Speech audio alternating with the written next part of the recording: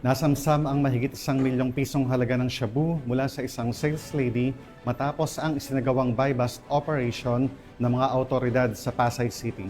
Patrolwoman Reyna Joyce Dalira sa report.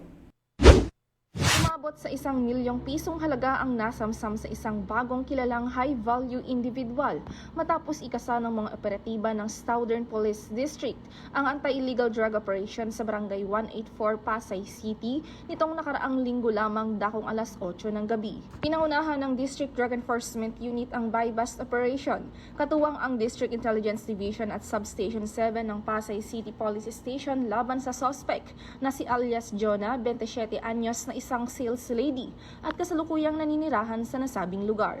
Nasabat sa operasyon ang 2 knot-tied plastic sachet na naglalaman ng mga hinihinalang shabu. Meron itong bigat na hindi bababa o tataas sa 200 gramo at may tinatayang halaga na 1,360,000 pesos. Kasama sa nakuha ang buy-bust money, budol money at isang cellphone na pinaniniwala ang ginamit sa transaksyon.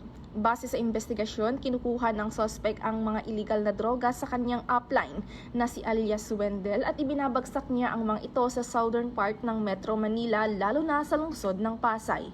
Kasalukuyang nasa kustudiya ng Pasay City Police Station ng suspect at nahaharap sa kasong paglabag sa Section 5 Article 2 ng RA 9165 o ang Comprehensive Dangerous Drugs Act of 2002. Mula dito sa Southern Police District, ako ang inyong PNN correspondent, Patrolwoman Reyna Joyce Dalire, alagad ng batas, tagataguyod ng Balitang Pulis.